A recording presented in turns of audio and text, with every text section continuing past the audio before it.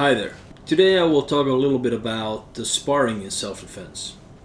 I wrote a blog about this a few times back, and this question comes up a lot.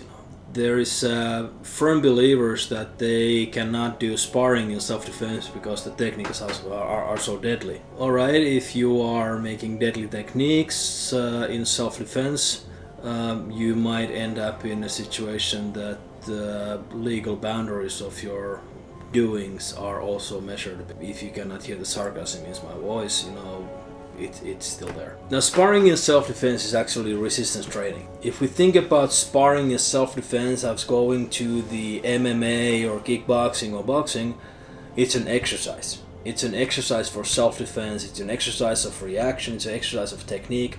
That's not the self-defense sparring. Self-defense sparring must be kind of start from a situation of somebody either ambushing you and the fight starts from there, and now the attacker just doesn't give in. They keep on coming. And even though they would get hit to the parts where it really hurts, they still keep on coming. Or we add into the equation more people that are attacking you. So you are getting resistance in the training. Sparring in self-defense, we have to take into the context of the self-defense situation. In the self-defense situation, if I'm face to face with a boxer, doing this and then looking like a boxer, I said, well, okay, I'm not gonna go there. So I need to take out of his knee or something like this to actually do that. So that's the tactical idea and point of view.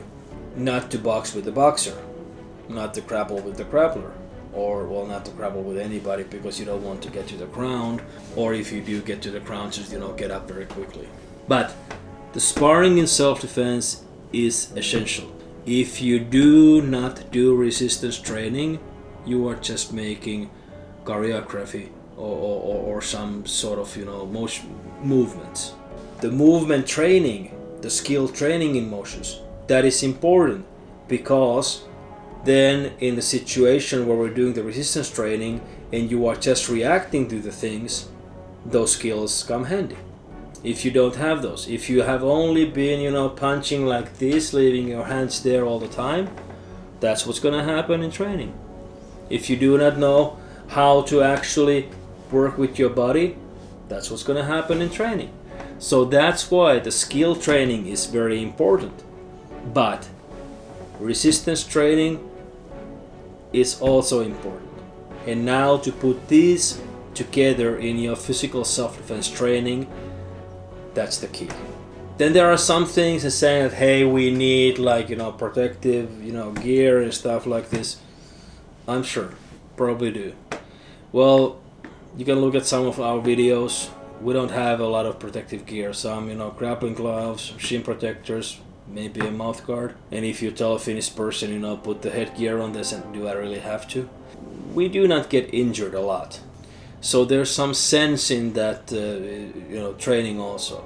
Still, try to make it as realistic as possible. The attackers just keep on coming and doing stuff. If you're not doing sparring or resistance training in self-defense, you're not training self-defense, you're training something else. It's vital to do this.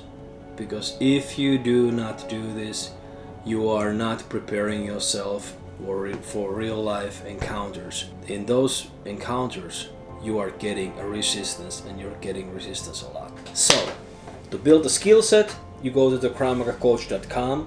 Go there, start your 14-day free trial, learn the skills, learn the ideas and the philosophy, do some exercises there, shoot your own videos, load them up, get feedback from the AI coach. That's one part of it. And then another part of it is that go to the gym, go with the instructor, train resistance, and get good at those. And now putting that skill set into resistance training, that's the key to success if you ever get into a physical encounter in self-defense. Alright, if you like this content, subscribe to the channel, please like the video, share it with your friends, and stay tuned for more content like this.